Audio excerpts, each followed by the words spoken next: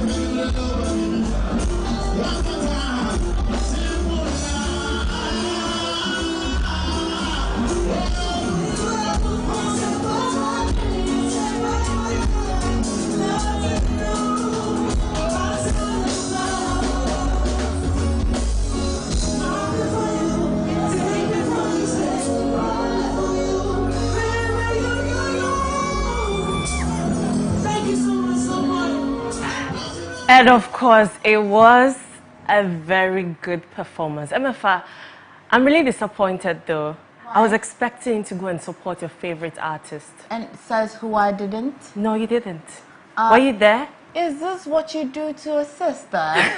I drive through Denu before I get to, my mother's hometown. Why do you do this? But you see, I was home shouting and screaming because I was following the, the videos that were on our page, MX24, because I was that gorgeous, beautiful woman on the red carpet on Goa, So I was working.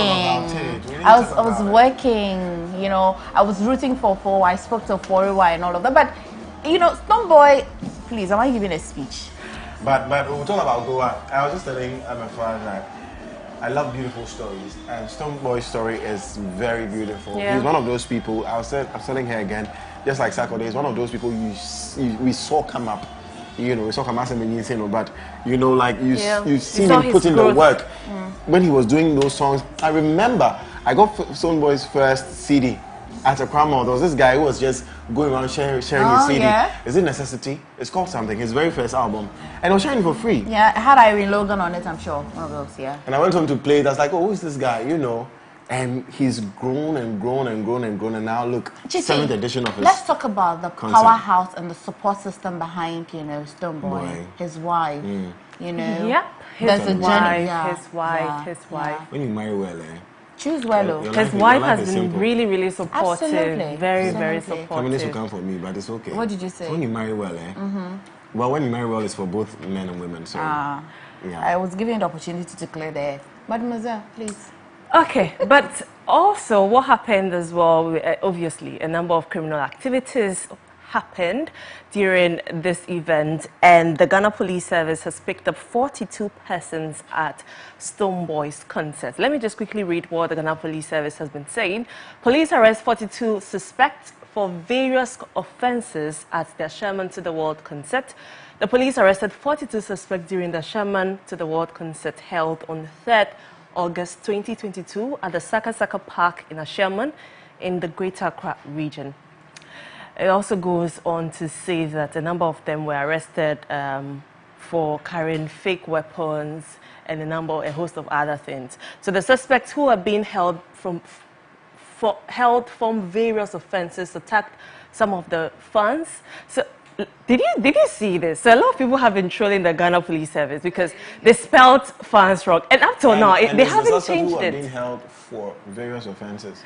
Okay, from various offences. Exactly, with toy guns, cutlasses, knives, scissors, and other offensive weapons at different locations towards the end of the concert.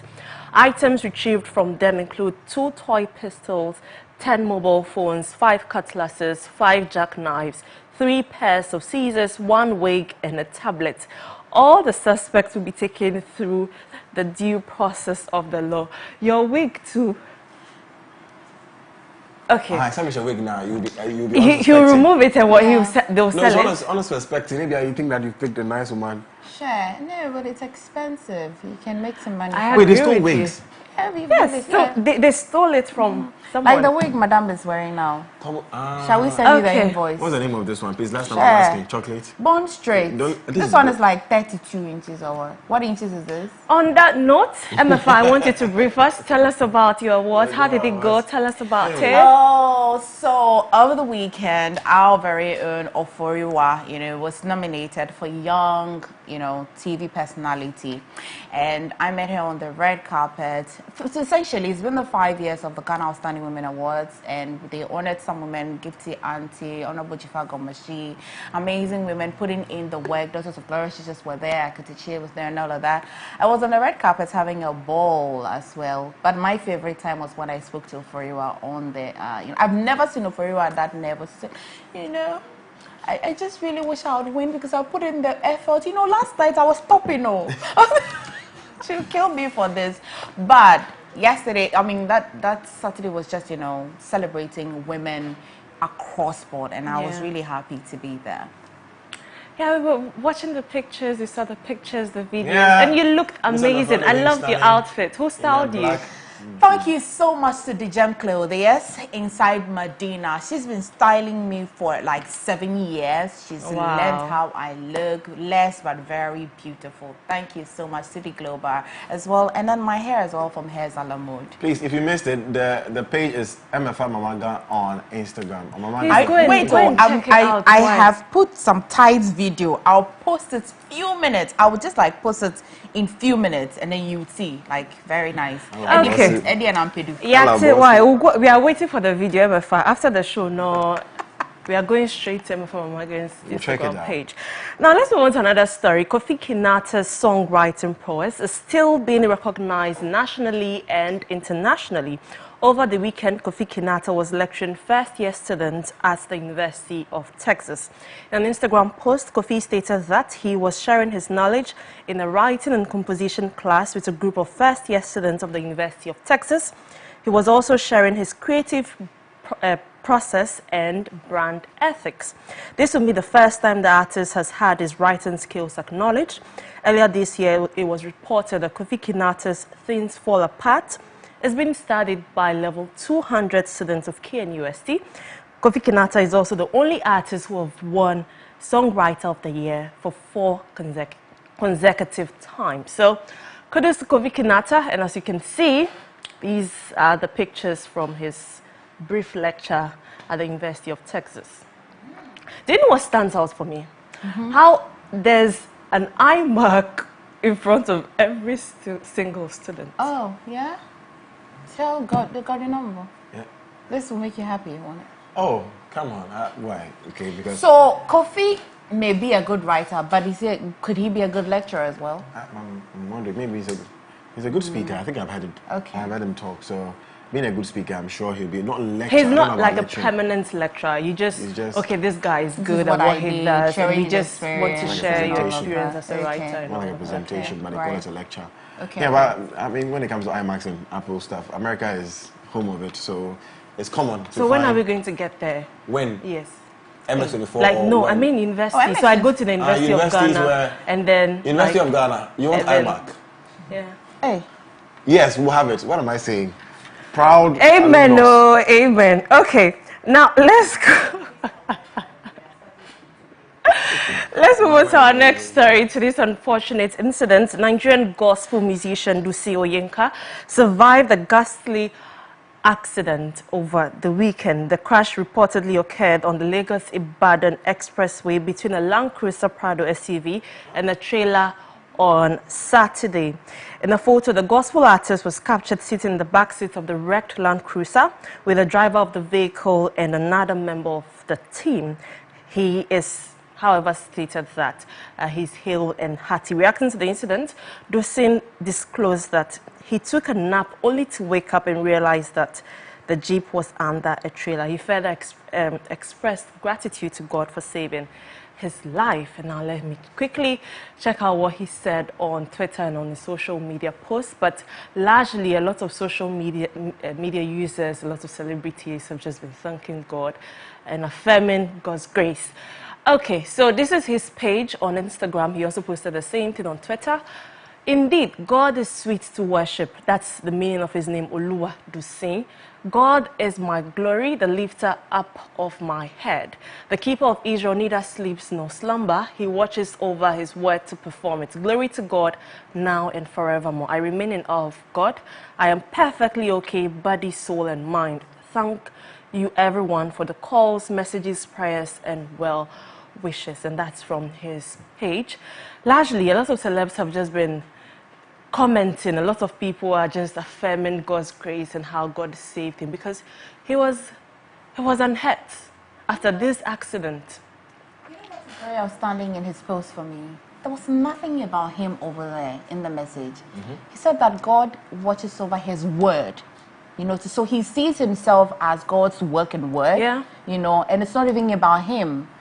Oh man, I like to get to this level of spirituality with God. Receive this living sacrifice. Amen. Oh, amen. Wow. Amen. Listen, I'm hearing the story for the first time. Okay. My heart beat, like Emefa was just like, calm down. When you saw the nothing picture. happened to him. Yeah. I'm like, oh God. It's almost, I was telling you this over the weekend. It was this over the weekend that it's amazing. It's almost like the people that seem to be more close to God are the ones who face the biggest of the trials. Yeah. It's almost like, okay, you see somebody who like, sorry, I was going to use a word, but I can't use it, like some quote-unquote foolish person out there, it's okay. And it's the person who is serving God, who is like committed, and they are the ones who face like those tribulations, and you feel like, oh, but God, why? This is to God's glory once again. This is amazing. This is glory. really amazing. Oof, look at the car. Wow.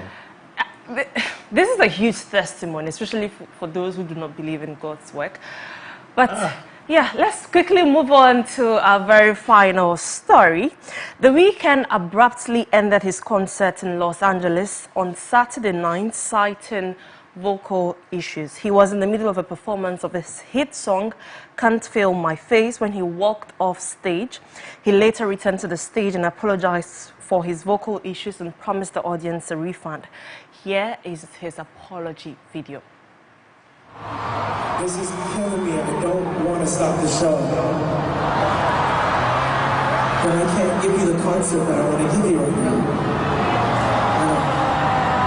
I'm going to make sure everybody's good, get your money back, but I'll do a show real soon for you guys. But I wanted to come out and personally apologize and not tweet it or Instagram or whatever. I want you guys to know that I can't give you. I don't want to give you one. I apologize. I'm so sorry. I love you guys so much.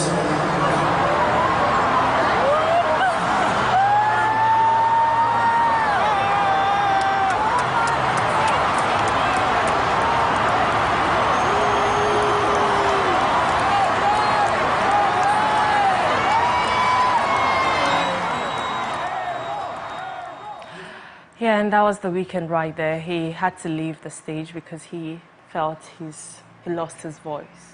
What do you think? Okay, you say what you want to say, and I... You to say what you want to say. If you like, say him.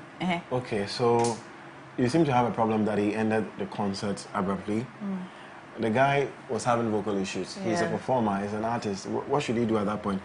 is it better for him to go ahead and sing terribly so that he will trend on social media and say that The Weeknd's voice was all messed up? I mean, the beautiful thing is the fact that they can actually refund everybody's money. So are they going to pay part payments because you enjoyed the concert? So and he was performing in the middle of it, as the story says. But he didn't have supporting artists, so that if he had a problem. Usually they invite other performers. So I'm sure, before he comes, all the other performers would have performed. So he's usually the last. So he's the main performer, and then. Hey, imagine that Stonebwoy was running this apology at Asha, the way they threw bottles at him. That's why I said Afrogirl. We're different too. And I think the standards, there's just standard there, because irrespective, yes, I have been billed to perform, but the fact that my voice is lost. I feel him. They can refund because that place, they've digitalized their system. That's what I'm saying. So do your Ghana card and digitalize. So they know every single person. Link your Ghana card. The system is working 24/7. So there's no pharmacy in India. And on that note, we end MX Breaks here.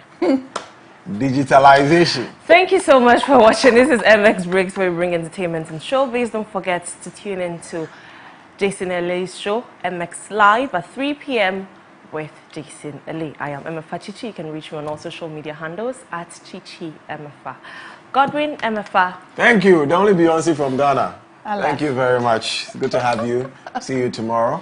That's it for Coffee Daily. We're jumping straight into Lifestyle Daily shortly. Not until you've told us about Gemo beard products. Yes, guys, look at my beard. I don't grow it that much, but if you want to grow your beard, it's our time to enjoy a wide variety of premium luxurious beard grooming products, specially made for you, our premium man. Please shop our wide range of products, including beard straightener, beard oil, shampoo, and all the amazing products these Gemu guys have on IG at Gemu_beard_products. Call them on 055-3051-067, 055-3051-067. Gemu, grow with care and wear with pride. Okay, guys, that's it. Money talks, and then we get ready for Lifestyle Daily. Do stay.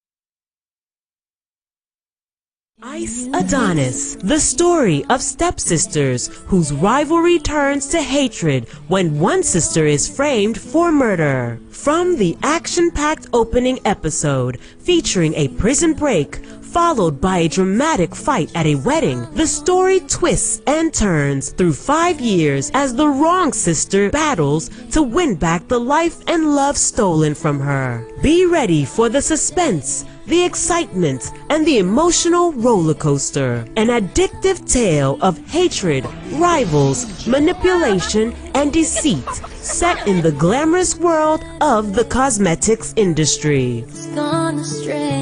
Ice Adonis premieres on MX24 this July. For sponsorship and inquiries, call 0243 024 552.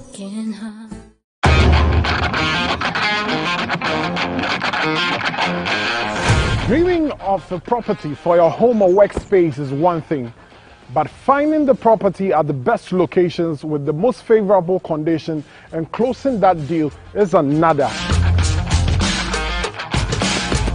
And that's why we are here. From Accra, Ghana, to Lagos, Nigeria, to Cape Town, South Africa, we are bringing you prime properties, affordable home solutions, and intriguing interviews with CEOs of various real estate companies and everything in between and on.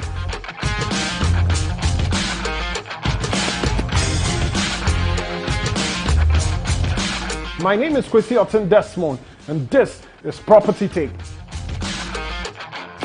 Property Take, your gateway to Africa's real estate market. Showing this and every Wednesday, 7:30 p.m. on MX24.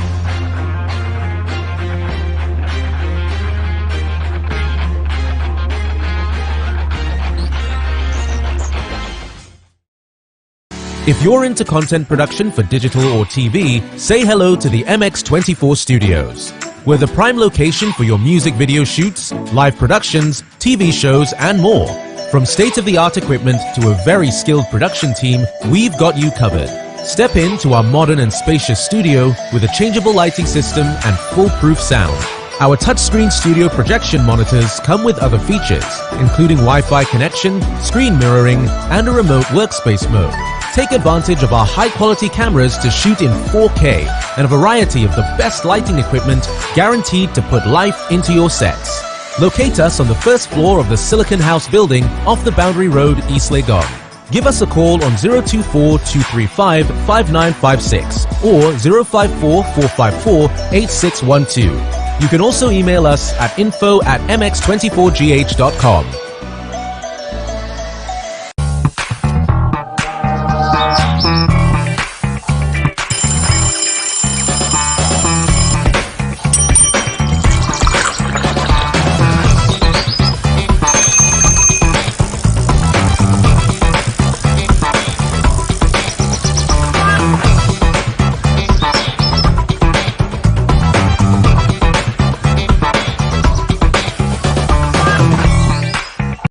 Adonis, the story of stepsisters whose rivalry turns to hatred when one sister is framed for murder. From the action-packed opening episode featuring a prison break followed by a dramatic fight at a wedding, the story twists and turns through 5 years as the wrong sister battles to win back the life and love stolen from her. Be ready for the suspense, the excitement, and the emotional roller coaster. An addictive tale of hatred, rivals, manipulation, and deceit set in the glamorous world of the cosmetics industry.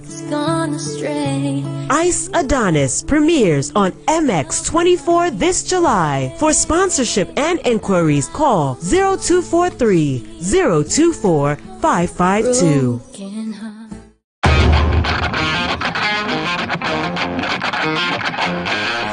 Dreaming of borrowing and lending money. Now, the acts of borrowing and lending are a key part of our money habits, and it's important that you understand them. Unlike barter trade or barter deals, borrowing and lending don't have exchange of goods and services as part of the transaction. But let's leave the discussion of barter for another day. When you borrow money, you're expected to pay. And when you lend money, you expect the borrower to pay. There is nothing wrong with borrowing or lending money, financially speaking. If you happen to have spare cash available, you can put it to work by lending some to people in need. When you do this, you can always add a requirement that is part of the repayment plan. The borrower needs to add some interest. This is a good way to put your money to work while you sit back and reap the rewards of accrued interest. Now, this is mostly how a lot of financial institutions operate. They borrow your money and call it your savings account. Then they lend the money to people in other institutions. When the loan is paid back, they take the interest and pay some of it back to you. As a borrower, you must make sure that you pay any money you take back from the lender. Never let the agreed date of payment pass, or let the lender hound and chase you for money they gave to you when you were in need. When you pay your loans back on time, you can build a trustworthy relationship and perhaps get bigger loans and relaxed repayment terms. Here's one more tip before you go. Remember, don't say, borrow me money. Rather, the correct term is, lend me money.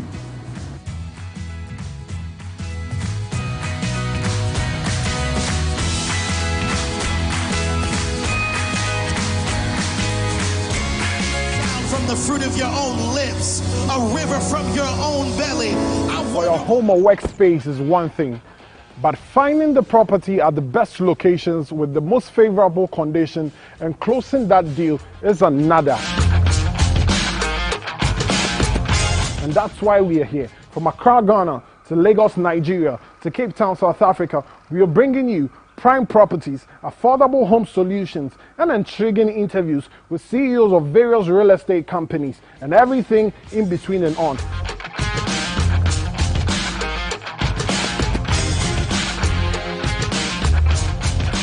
My name is Kwesi Otten Desmond, and this is Property Take. Property Take, your gateway to Africa's real estate market. Showing this on every Wednesday, 7:30 p.m. on MX24.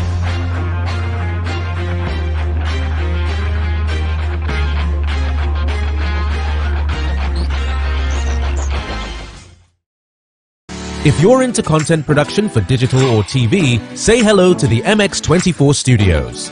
We're the prime location for your music video shoots, live productions, TV shows, and more.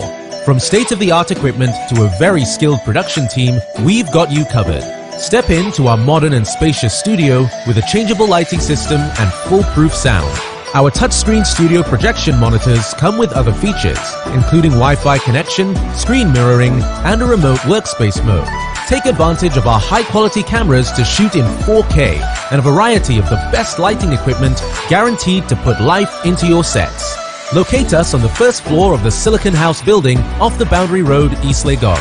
Give us a call on 024-235-59. My name is Godwin Nambo, always here with Emefa Akosia Adeti, and it's time to jump into our Lifestyle Daily, where we're recapping the top stories over the weekend. But before that, the guys at Alliance Francaise are inviting you to come over if you do not speak French yet and you're interested in speaking French.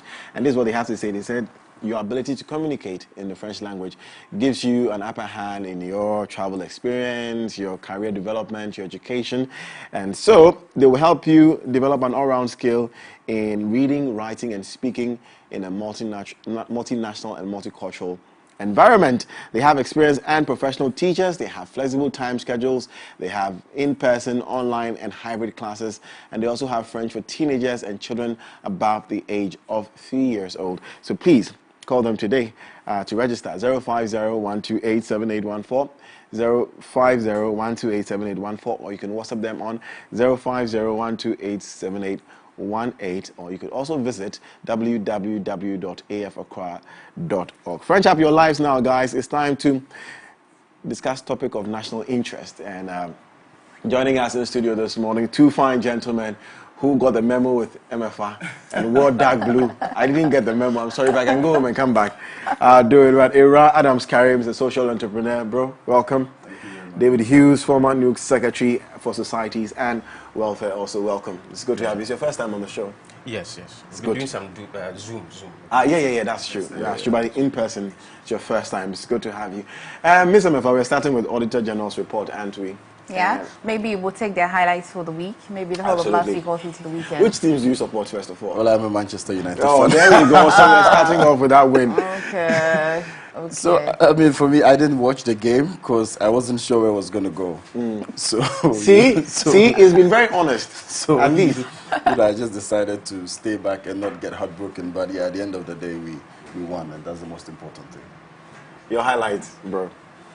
David. Yes. Actually, when you're done. Yes. In the news? Well, apart from sports, this guy just wants to tease somebody. Well, of course, I followed the Auditor General's issue that popped up. I also followed issues on the accreditation of our universities, and then also some 17-point-something billion cedis that's gone missing. I'm much more interested in that particular, issue. I don't know why we still have to be going back and forth every day as a country when it comes to our finances and all of that. So I'm sure when we get to that point, we'll have that conversation. But okay. Hi, David. Hello. You've got any highlights? What team do you support, though? Tell me, Chelsea. Manchester United. Oh. I'm a staunch Manchester United fan. Yes, a bona fide one. Okay. But in the news, which one of them is your highlights? Yes, it's been a tumultuous week for me, but promises to be fantastic one, following Sherman to the world on Saturday, and then yesterday, of course, convincing victory from Manchester United. It's a convincing victory. Yes, doing justice to us now as usual. Okay. I mean, so promises to be a fantastic week. But of course, the issues, over the weekend has to do with Auditor General's report. Right. When I saw it, the first thing I had to do was to go in there and check to see if what I read in Legon actually had expired or not, and it was quite interesting. Following issues of corruption, and then of course demonstrations are here as we speak. A group Tamale. Yes. Yeah. In fact, there's another one also in Accra. Oh, at one of the pick it at the Auditor General's office. Yes, Demanding for some. I think that it's all in good spirits, and that's what we are here for today. So we'll delve into it. Okay. Well, Ira, then let's start with the Auditor General report. Obviously, especially with the courses, as David has mentioned. Yeah. What does it mean when the Auditor General the Auditor General has come out to say that these courses are not, accredited under the year in review? What does it really mean?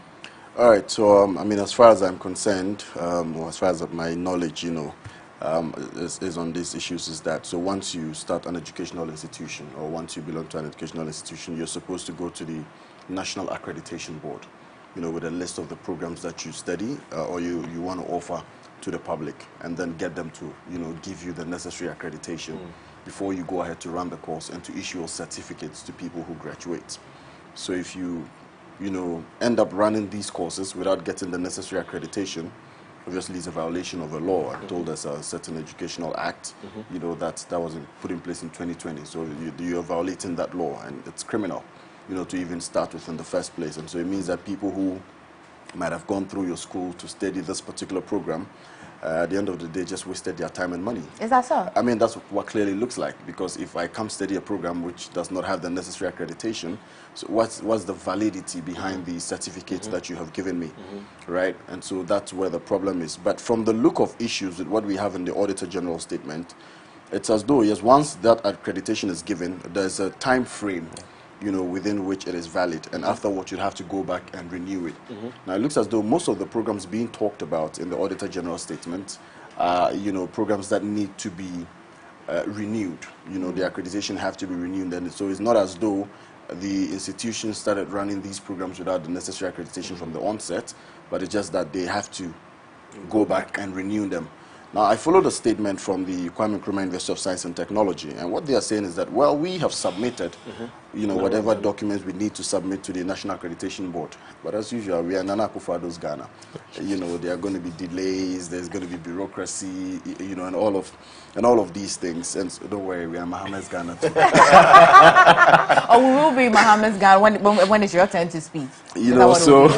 But I mean, I'm just saying that as typical, as it is as Ghanaians, the usual bureaucracy, the usual delays, and so they're not getting the National Accreditation Board to give them the necessary go-ahead to do what they're supposed to do. It doesn't mean that they have not started the process, or they have not put things in place to ensure that they get accreditation to run the programs that they're supposed to run.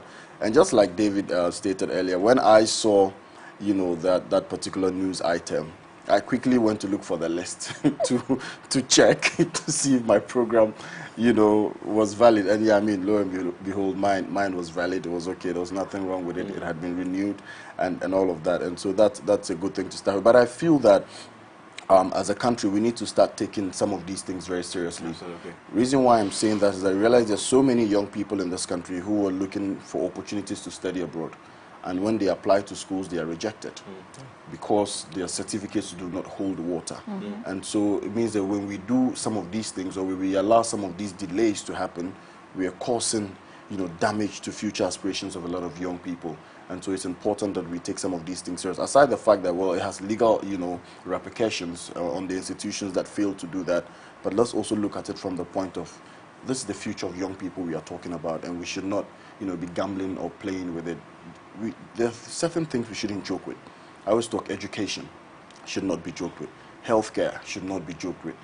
Our bread and butter issues, employment should not be joked with. Our security should not be joked with as a people. If we are able to put all of these things in place properly as a country, I'm sure we'll be making, some headway. So if the problem is coming from the National Accreditation Board, well, I think they need to set up. If the problem is coming from our institutions as well, then I think they also need to set up so we can make headway as a country. We don't have to wait for the Auditor General to come and, be raising these issues after every year. It's bad. David, were you in Kenya University or University of Ghana? I was in Legon. You were in Legon. Yes. But so as Ira said, unfortunately for the University of Ghana, it's not the same case. They haven't sent a number of courses to the accreditation board for accreditation.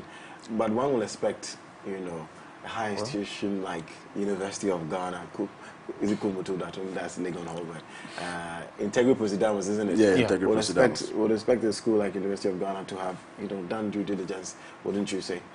Yes, I listened to the Pro-Vice Chancellor, Academic and Students Affairs after these issues, and actually they have also started processes to, When? Is it before the report came out? Or no, I think, somewhere before that, yes.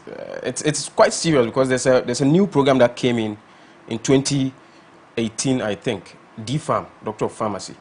And in you see the period for which an accredited program can last is 5 years. But from 2018, the program kickstarts in 2018, and it doesn't appear to be accredited. So it's a problem. I'm happy that Legon has taken steps to rectify that.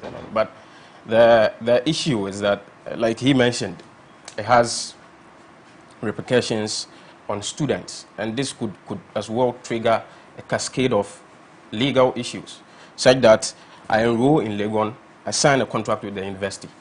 I have no business to check as to whether their programs are accredited or not, right? I go through the system. After 4 years, I get my degree, and then only to find out from the news that my program all these years was not accredited. I think it's Are you sure you have no business in checking? Well, I signed a contract with the university, right, to submit myself to their processes. You understand? So it's up to the university now to make sure that I go through the process legally. Understand? Otherwise, I could also sue you. Yes, because I have a contract, and the contract doesn't state that I am responsible to check as to whether the program I'm reading is accredited or not. I think it's unpardonable, having to do with the biggest universities in the country, the biggest and the best universities in the country. Well, I think that there's also room for to mitigate it, because there's a retrospective ratification that can actually be done to ratify all programs that were not accredited in the past. I think that the university's management should capitalize on that opportunity and then rectify some of these mistakes. But in the future, yes, Education Watch has actually called for a legal suit against some of these, and of course, as like he mentioned, in 2019 there was a legislation that governs all of some of these things. So I think that if we have legislation that controls this, and we sit down and allow some of these things to happen for all the wrong reasons, I mean, it's unpardonable, and let's see how it goes. I mean, to Alif, yes, the university has said that it won't affect students who pursue their courses during this period. They've said that's from them. What about NAB? What about the National Accreditation Board? Will they see your certificate as valid if the institution allows you to go through whether or not the course is accredited or not? Well, I mean, once they've stated that they would allow them to, get the accreditation retrospectively, yeah, I'm sure that should work out. Let's look at the reaction from institutions. The report that came from the Auditor General just, cited recommendations. Actually, I think the institutions were lucky that the Auditor General didn't pursue what it is legally mandated to want to do. Only recommended that please adhere to do this and that. And so for the KNUST the public relations department to want to issue a statement and trying to want to save a face, does that look good on them, on the institution, citing the fact that it's a sum total bureaucracy of another institutions and that they have done what they're supposed to do? Is that relevant?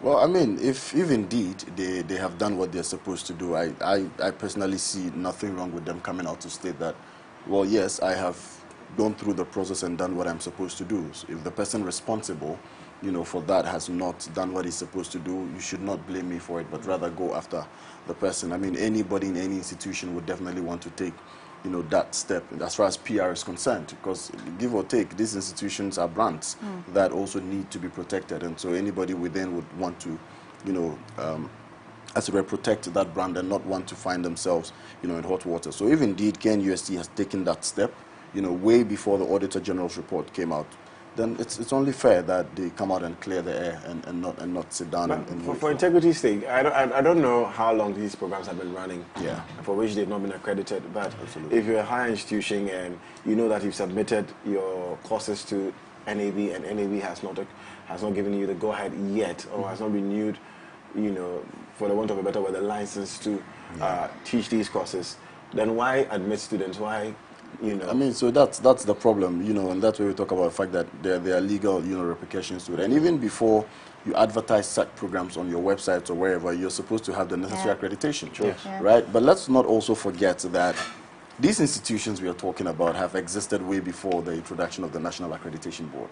So what happened to those times that they used to issue certificates without having to, you know, have the necessary accreditation from, you know, the National Accreditation Board? So it's just, it's something we need to sit down and have a conversation about it and try to structure. I don't think we should be, you know, killing ourselves over it. But I mean, it's a lesson that institutions have learned. Going forward, they must take necessary steps to ensure that these things do not happen again. It's more like automating the system. So if you run an institution and you automate it, you know that, well, every 5 years, I have to go back and renew. So you don't even wait for the 5 years to get there before you start taking those steps. You must start putting things in place. And it's important that we do that because as times change, you know, the way things are done change. You go to some of our institutions and the slides that a lecturer has used since 1996, they're still using them till today. Absolutely. Right? They're just recycling the same things and giving it out to students. But times are changing. And that's why, you know, people saw the need to put in place these systems or these checks to ensure that universities are also changing to suit, you know, the modern times. So it's important that we take these things seriously. Well, if Africa Education Watch has decided to go to court, well, I like it. I want to see how that ends up. I always tell people that it's time that we start testing, you know, the laws we have in our country and see how well they work. True. David, before we're going to the next topic. The NCA is, you know, communicating about what the punitive measures they're going to, you know, just put out for people who have not registered their SIM cards. What's your overall assessments of the Auditor General's, you know, the current one, the immediate past one, and the previous ones? I seem to be getting a lot of reports very, you know, frequently and properly interpreted, you know. What's your overall assessment? Okay, so just before I start zooming into that, I'm a bit disappointed in both GTEC, the Ghana Tertiary Education Commission. Okay. Well, it used to be the National Accreditation Board now. Right. Okay, Ghana, the GTEC. Okay. Yes. Yeah. So, if the Auditor General's report hadn't come and hadn't indicted these universities for, you know, this contempt, would GTEC have taken steps to remedy the situation? So it's more of like a two-sided thing, right? I'm the university, I enroll a lot of programs. I renew with you. It is my mandate to renew with you, but you are the custodian of the exercise. And so if I'm failing to do so, I think that, yes, you have the responsibility to also call me to order in that regard. And so I think that KNUST's response to all of this has to do with the politics of it. Okay, hey, it's not me. I kick-started processes. You have not given me the go-ahead and all of that. I think that at this point we don't need that. We should, you know, see hold how institutions accountable. Exactly, right. Such that going forward we can have some sturdy decisions to learn from. But also, as regards the Auditor General's report, it's been a repetitive thing, right? Such that every year we get to see Auditor General's report. We see billions and billions of cedis, you know, unaccounted for, some misappropriated and all of that. But really, there is no concrete action or steps that have been taken over the past years to recover, you know, some of these or fix some of these loopholes. I think it has to do partly with how the law is structured, such that the Auditor General, you know, throws it out there, pinpoints the loopholes, and then leaves it for, say, private citizens or parliament or some of these institutions to take action. But he has the power to surcharge. Exactly. I think that, yes, we are coming into that. But you see, this is, you see, I've always had a primary problem with parliament. Okay. Right? Such that if I seated here right now, if I were to be a parliamentarian, I would have so much to do, so that I probably would be tempted to resign or something, because there is so many loopholes across the system, and Parliament, as the arm of government that has oversight responsibility to check, you know, the other arms of government may not be doing its work properly, right? Auditor General's report, year in and out, we've had these same problems, right? And it keeps worsening. And so what is our commitment towards nation building? What are we doing to make sure that, in 2022. In 2023, when we are reviewing the Auditor General's report in 2022, would actually be able to tackle all of the issues that have been raised in last year's report and the previous ones. That's what I am concerned about. I think that it's about time that we come to the table and then have a fruitful deliberation on this and then put the matter to finality.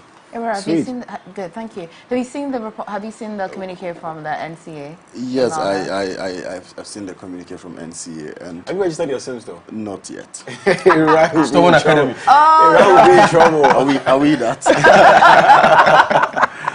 But yeah, I will register. So interestingly, I got a call from MTN I think 2 weeks ago. You know, there was a lady speaking on the phone. She says, "Oh, I'm just calling to follow up if you've registered your SIM card yet." I said, "Well, I'm part of the Stubborn Academy." You could hear them laughing in the background, all of that. But yes, I mean, I'll do the registration definitely. I've just not had time to do. I have my Ghana card and everything I need to register, so I'll do that. It's not a big deal. But there's self-service now. Well, the app is not on iOS yet. It's for the Android people. So we, the Apple people, we are waiting. Thank you very much, until they serve us, if the 30th September dedeadline elapses, we have a reason to go to court. Okay, then Emera, this is for you. Let me quickly read out. We'll display it on our screen shortly. Let me quickly read out the statement from the NCA. It says that the National Communications Authority refers to the ongoing SIM registration exercise, which is scheduled to end on 30th September 2022. Please be informed that punitive measures which were discussed at the meeting at the NCA on the 3rd of August 2022 were compiled and reviewed following your submissions after a comprehensive review and with the approval of the Honorable Minister for Communications and Digitalization.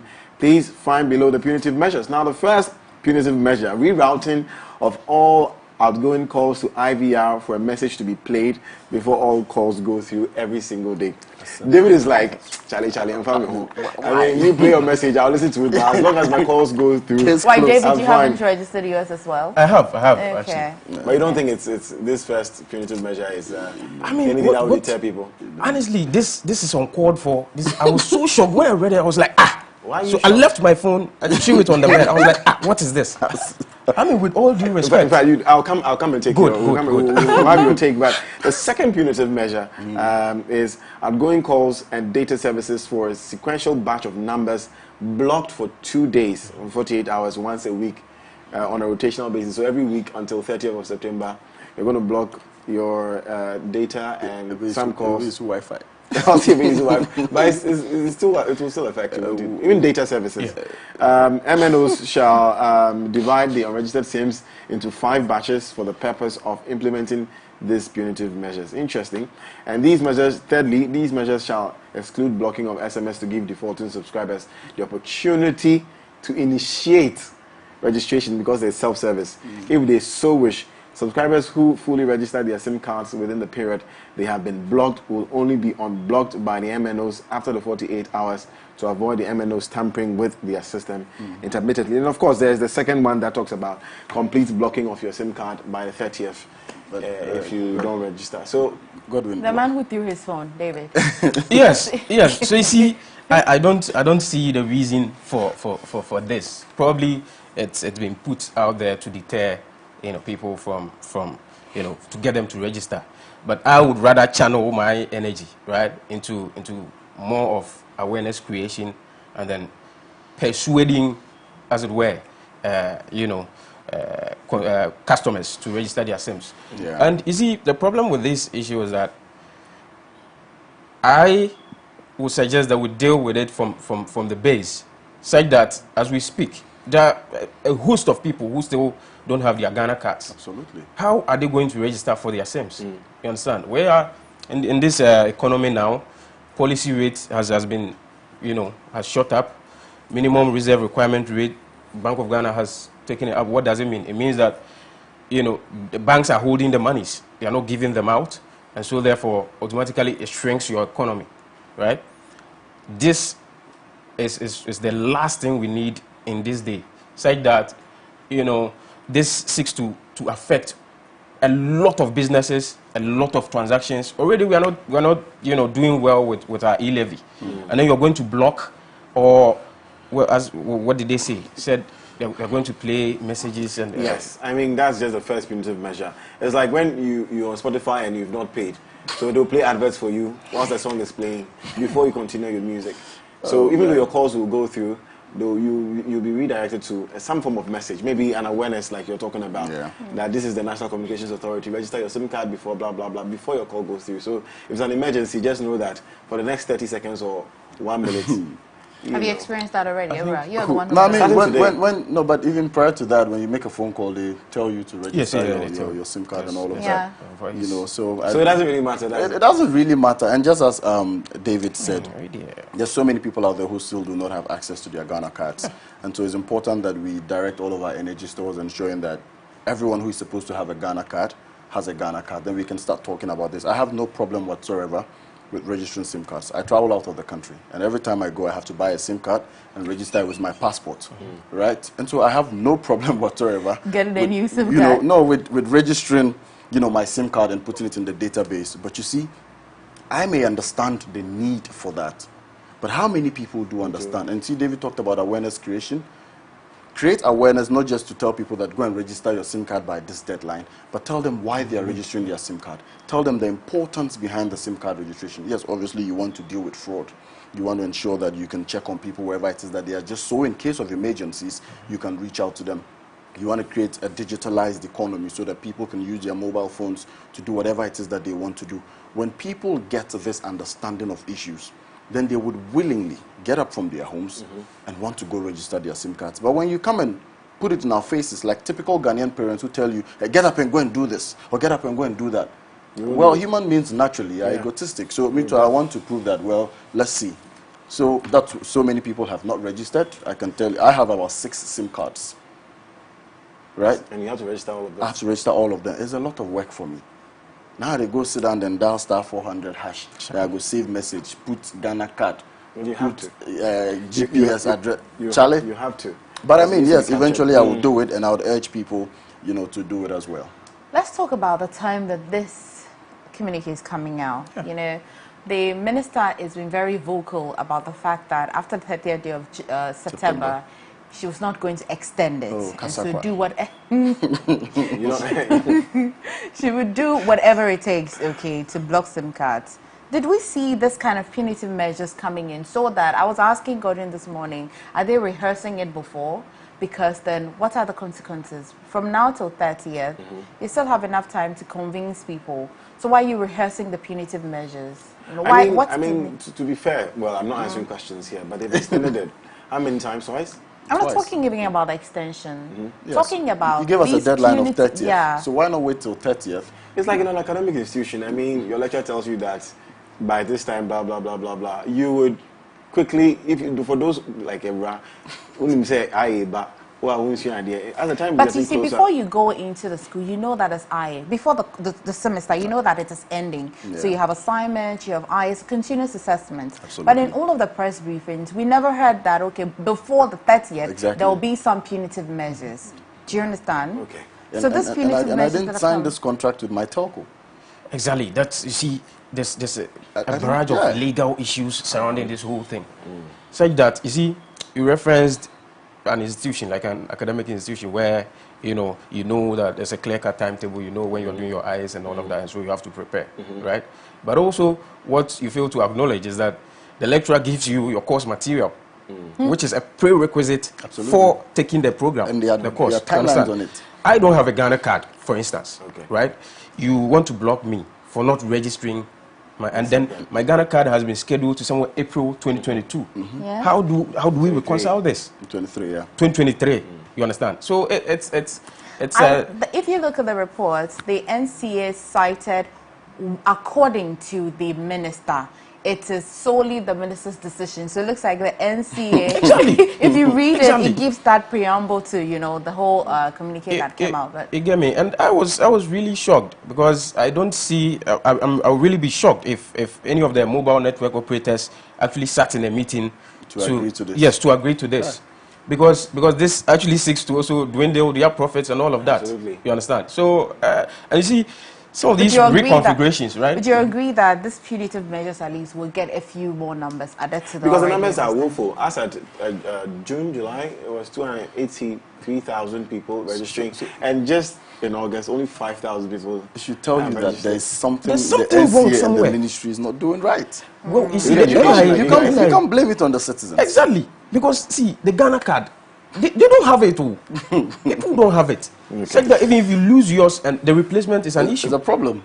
It's a problem. So I think that the ministry should rather channel its energy towards getting properly equipping NIA to issue out the cards. And then, you know, what's the rush in this digitalization thing?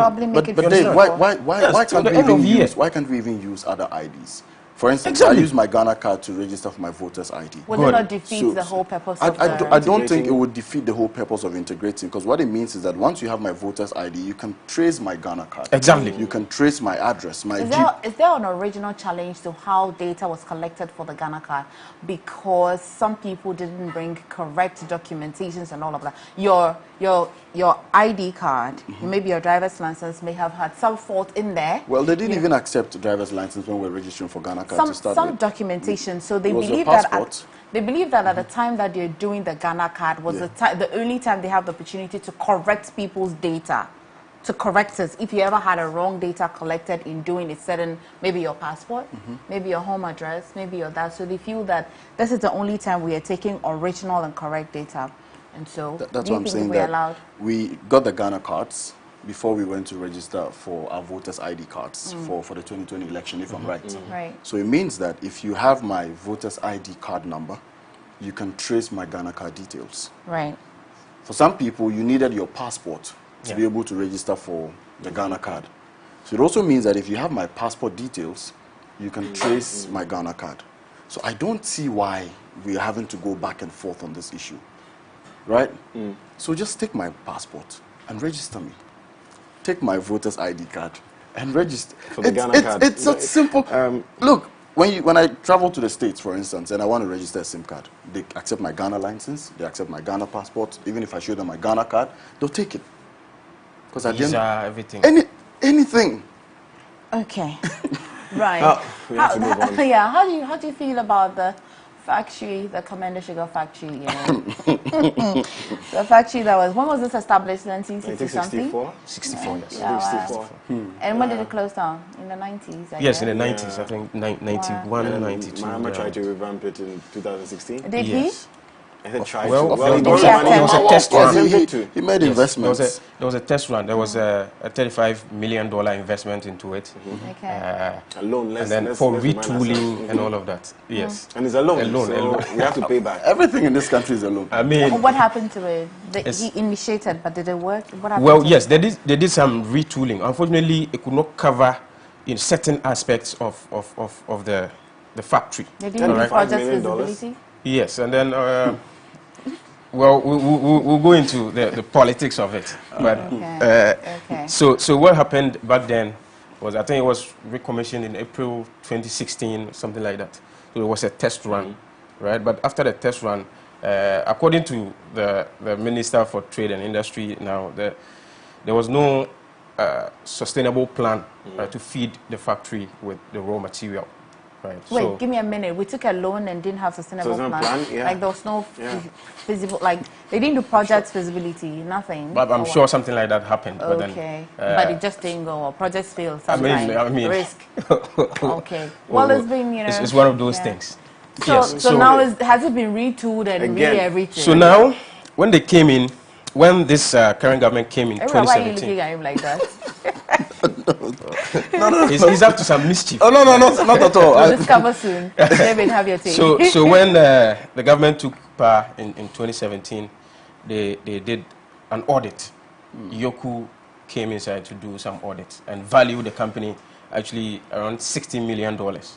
So the government sent a delegation to the private investor that initially had committed to invest $35 million.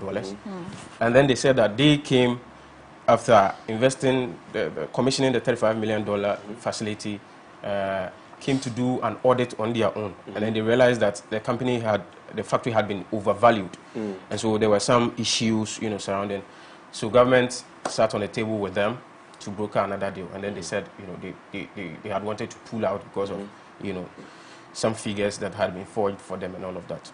So the steps that have been taken now, what I am aware of is that there's a private investor coming in now, and they are handing over the management of the company to the private investor, right? Such that, and I think they took some money, some loans as well, for retooling and recapitalization of the factory.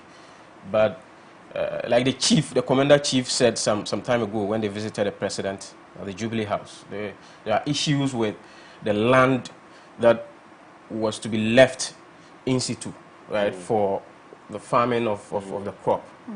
But because of urbanization, some of those lands have been encroached upon. So they are annexing some land somewhere at Wassa to be able to feed the company. But then also, now, I don't know if this is good news, but the company intends to now import the sugar molasses, right, the raw sugar. That's a private investor. Yes, this is my field. I mean, that's why I studied in Lagos. So, okay. So the raw material, you see, when you crush the sugar cane and then you evaporate, you know, there's a primary, the first crystallization process, right? So you evaporate it and then you get the sugar, the raw sugar. So that one can be imported cheaply and then fed into the company for the time being, such that the company can be running ahead of a sustainable plan to grow the sugar cane. Until you can get that particular raw material. Exactly. Sufficient, yes. But it's feasible that we can get it in Ghana. Exactly. Okay. Exactly. I think that we wait. Well. I mean, I think that some of these mishaps in the past has also shaped the current company. Right. Yes, exactly. Okay. So I think it's all in the best interest of the state. Right, I mean, right. Take your bite. It has to do with, it offers about 7,000 direct and indirect jobs. I think it's something very feasible for us to very commendable. Okay. Yeah, I mean, for me, of course, it's a good step. I'm happy to hear that the Commander Sugar Factory that we've left, you know, bare or barren for these number of years is coming back to life to do the work that it's supposed to do.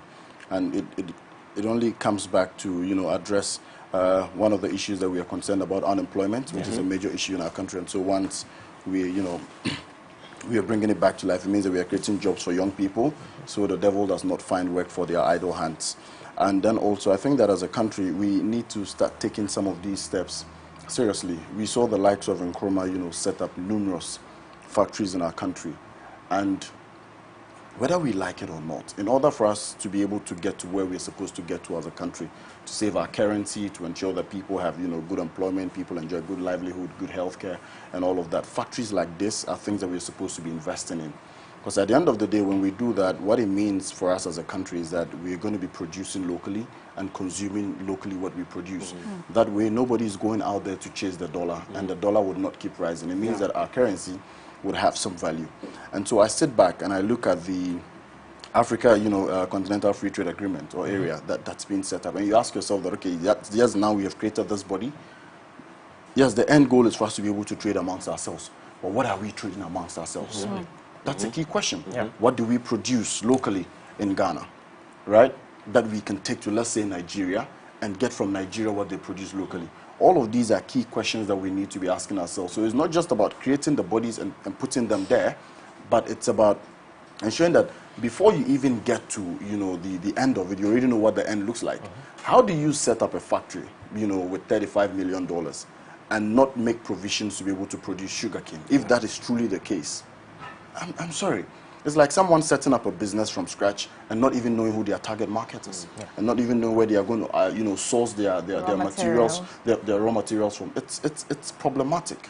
So even before you go ahead to set up the factory, I'm sure 2-3 years before that time, you should have looked for the land, looked for people who are going to produce sugarcane, and get them to produce the sugarcane so you can feed the factory. Now you're going to import, how do you call it? Give me the technical word.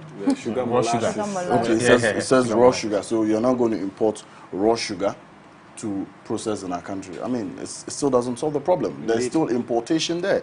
And that's what I have a problem with. And most of the people responsible for these importation businesses are the politicians. their politicians, their financiers, their family members or whatever, well, that's where their money comes from. You think he's going to sit down and wait for you to produce sugar in this country so you can kill his importation business? Nobody's going to sit down and watch that. And so many people are putting their personal interests first rather than putting the interests of the country first. I mean, we can grow rice in this country. We can grow tomatoes in this country. Just name it. I'm even told that we can grow wheat in Ghana. Yes. Right? But we are importing all of these things into this country. We have to go all the way to Burkina Faso to import cattle, to import sheep. Cattle? Yes. Yeah. We import them from Burkina Faso. Tomatoes, Burkina Faso. Watermelon, Burkina Faso. So what at all are we producing in this country? So we just keep on taking loans. We are paying salaries. Politicians are pocketing some, and then nothing happens. And we're just going to keep taking loans and taking loans and taking loans. So where exactly are we headed as a country? It's worrying. At least this is some good news, right? Well, absolutely. It's better than it not, operating at all. Yeah. A good start, right? Yep. Okay. I don't think so if we are importing, but anyways. But I think that the sustainability is what is important now. We hope so. Yes. We've seen it before, but we're praying for the best. Exactly.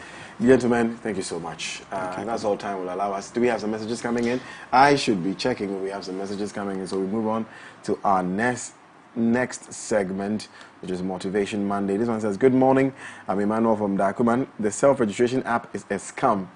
You only waste your bundle to download the app, and after filling the requirement, it will give you an error message. Really? I don't know who else has encountered that problem. Maybe they can share with us. Hi, good morning, panels. Watching you live from Shama. David, I like your submissions on the program, and you truly on point. God bless you. From Papa Sefa. You know Papa Sefa. Okay. Basically. But David Hughes, thank you so much. Ira Kareem, thank you too. Always good to have you guys. Madam. Okay, yeah, thank you. Thank you. Today I'm quite calm. Yeah, you are. Yeah. You are indeed. Thank you for joining us, gentlemen. We'll see you maybe next week or something. Sure. Hopefully some good news. Social media. I always like to ask in case you want to connect with people. Yeah. I know people want to connect with you on social media. Well, that's if you're okay to share. Of course, so for me, it's Ewura Adams Karim. So just put my name together. Everything. So EWURAADAMSKARIM. Okay. Yeah. Across board. Mr. Hughes. My name is quite long. So, Former Nick Secretary. Yes, but then you just go wherever you go, David Hughes. You should get something that will link yes, to that you. we can work with. Okay. Yes, please. But before I go, let me give a special shout out to my boss, the Honorable Boache Jakon. He's a former energy minister. He's hoping to. Is he hoping to be the flag bearer still? Is he still? Yes. I should say so. So if God, we'll talk about it when we have. Yes. If God permits, the party opens nominations for the presidential primaries, we'll see him in there, and of course we're going to win.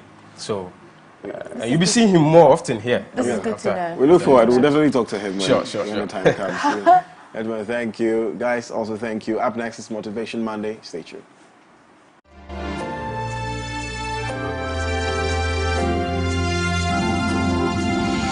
Heir of a kingdom, bought with a price. The blood is still speaking. I am saved. I am free. Of a kingdom, I am bought with a price. The blood is still speaking. I am saved, I am free. So hear me, you accuser, so you know my stand. The blood is still speaking. I am saved, I am free. So hear me, you accuser, so you know my stand. The blood is still speaking. I am saved, I am free. I'm a child of God. I'm made for signs and wonders. I will soar so high. I'll ride on wings like eagles. No, I won't drop down. No, I won't back down. It's my rightful place in the Lord.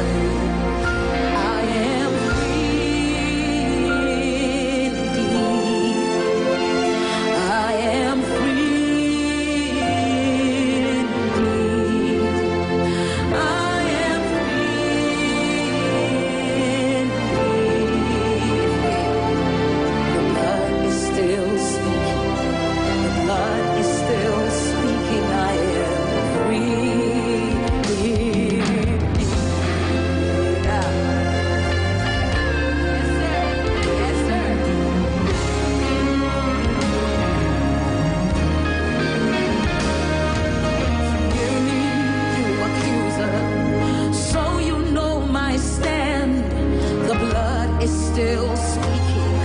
I am saved, I am free. So hear me, you accuser, so you know my stand. The blood is still speaking. I am saved, I am free. I'm a child of God, I'm made for signs and wonders. Listen, I will soar so high, I'll ride on wings like eagles. No, I won't drop down, no, I won't be shaking. It's my rightful place in the Lord. Yes, sir. Yes, I am free. I am free. I am so free. I am free indeed.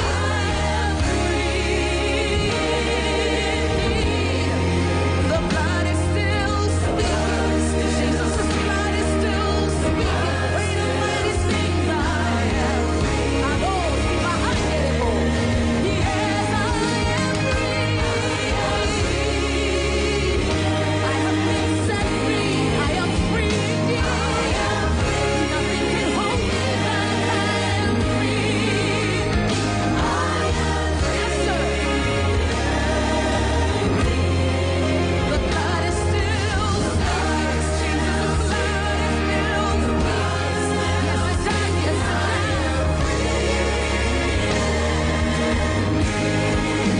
Hey, the head and not the tail.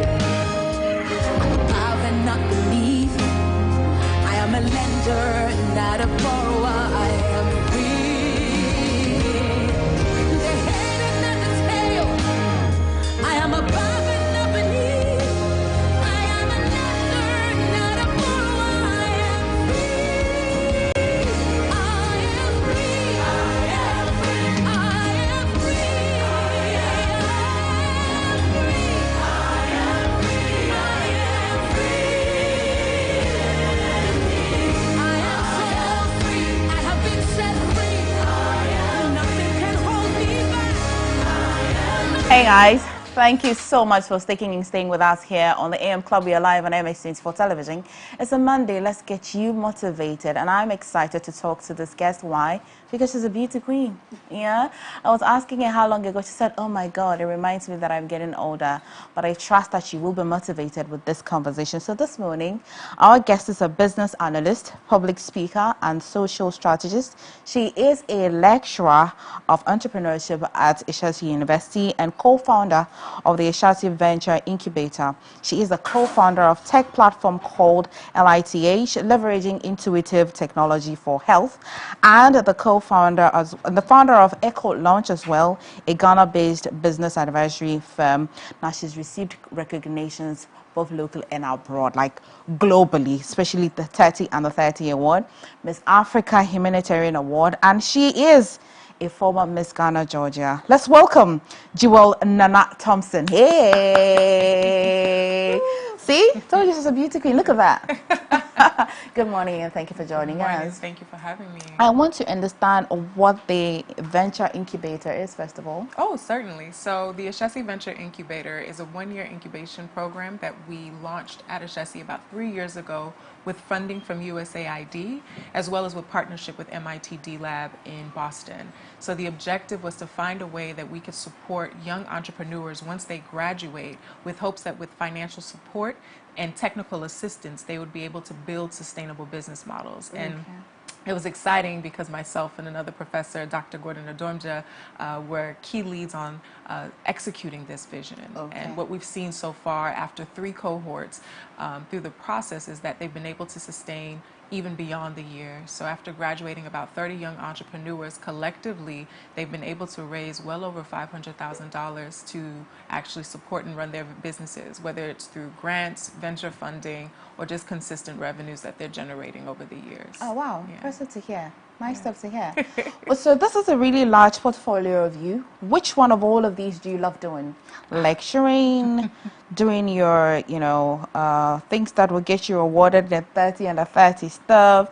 I mean, all of these, leveraging intuitive technology for health as well. All of these, which one is your best? Oh my goodness. So it's hard to choose, but I would say that lecturing allows me to connect with students in a way that I didn't expect. I learned, there's a quote, and I can't remember who said it, but the regards around just teaching and how you can't quantify how great your impact will be, because it can go beyond just what you've taught within the day. So sometimes just a student having an impression of you, of who you are, what you represent, can change their whole life. I know for me it did.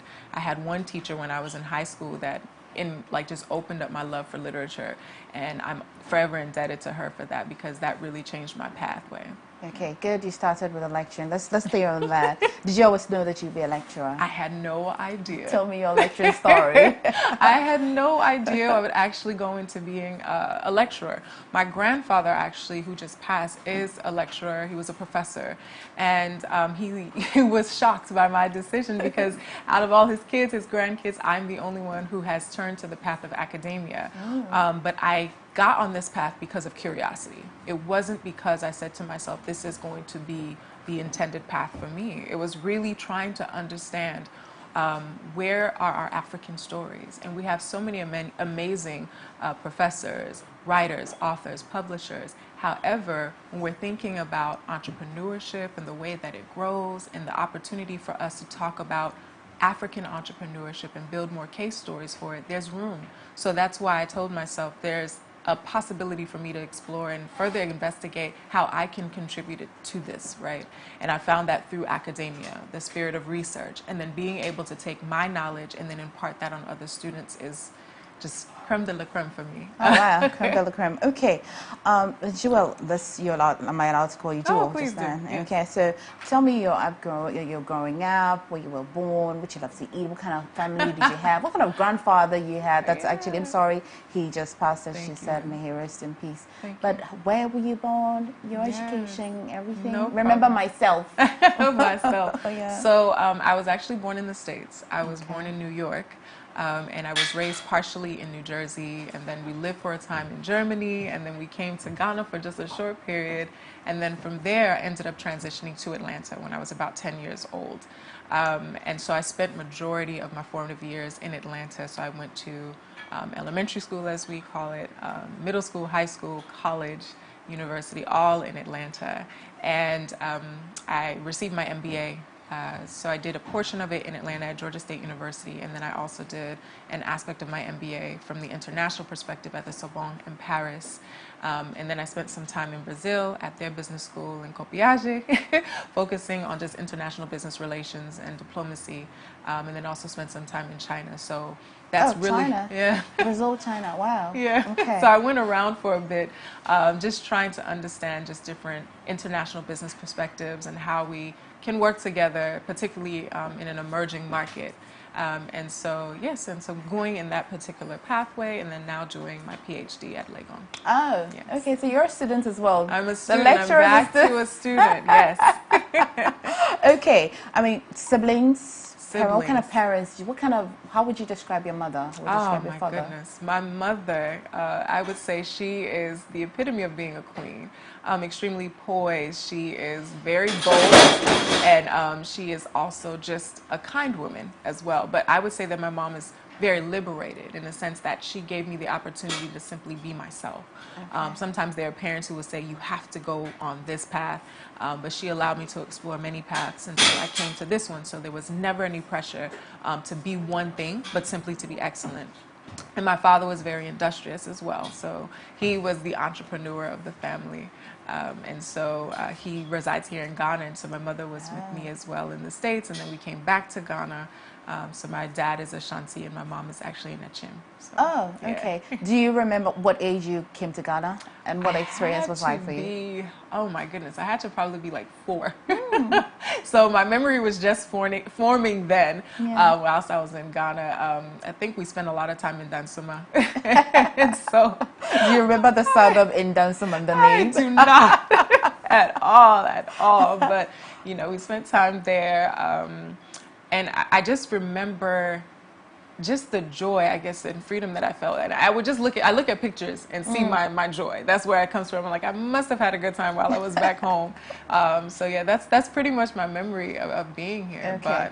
But, you know, growing up for me, it was just an opportunity to do and be so much. So my mom, like I said, gave me that flexibility. So I was everything. I was a Girl Scout. I was a ballet dancer. I played the violin. I rode horses. I was doing it all. Wow. So one thing you said, do and be. What does it mean? So for me, do and be is the capacity for you to explore your individuality. So what you do is an extension of who you are. So for me, when I think about what it is that I do, which is I enjoy service, I enjoy being creative, I enjoy putting things together, I'm highly analytical. And so that becomes the extension of the things that I do. So when I begin to think about the things that I'm doing, that feeds into why I was involved in so many different artistic capacities, the reasons why I was able to explore different types of career paths prior to landing into this particular path. And it also allowed me to kind of strengthen my own particular values of saying that at the end of the day, what I want to do and be is centered around service. How can I be of service to others? Right. So, yeah. So in Brazil, what's that one thing that you learned that has lived with you, shaped your thoughts, and what you're aspiring to be, you know? Ooh, in Brazil, it taught me about the impact of culture, right? And the importance of who you are and that story. The reason being is that, of course, in Brazil, there's an interesting dynamic of people that exist there because of their line as well on the slave trade path. And so you have actually, in certain pockets, strong connections to Africa. Right, where there are a number of people in Bahia that actually have a lot of strong Yoruba, Nigerian roots. And so when you see that like emerging in the Brazilian kind of culture, from the dance, the food, the vibrancy of the way the people behave. And so it reminded me of just how powerful the African story is, from our rhythm, our music, our food, our love for storytelling, and how we connect. So to me, that's what it taught me the most, was just to be able to embrace who I am from a cultural perspective and respect the African story. How many years did you spend in Brazil? It wasn't even years. It was just a few months, so about 6 months I was there. Okay, and in China. Let's take a trip to China. Hey, China was also kind of like a quick dip and dive, so about 3 months in China. Okay. Yeah. Anything special that you learned? You know, we all have a certain view of China, maybe until they get there and you go like, oh wow, I didn't think it was like this. Though you spent only 3 months, what's that one thing that shocked you in China?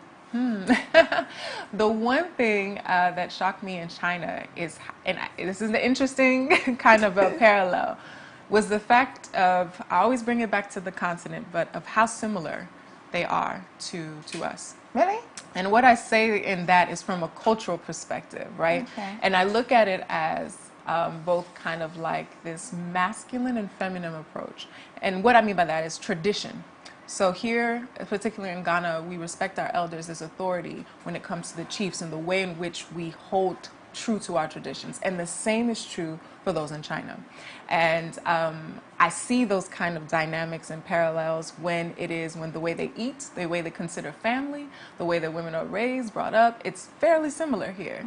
And I would say that where we, of course, differ in our opinion, our behavior, is the fact that with the Chinese at the time, what I noticed was that they were very intentional about their path to industry, right? And how they actually led that, as far as going out and being intentional and pushing, students out to actually go and learn in other countries and come back and bring those thoughts to the country. And then be intentional about how they set up their businesses and how people work within the various cities or domains, provinces, of China. So in that way or frame, from a cultural perspective, was similar. But of course, politically, social culturally, were very different. But I just wanted to bring that component up. Okay. Let's finish abroad before we come back home to Ghana. And so you're Miss Ghana, Georgia. Say we're trying to do the math, maybe 12 or 15 years. Yes.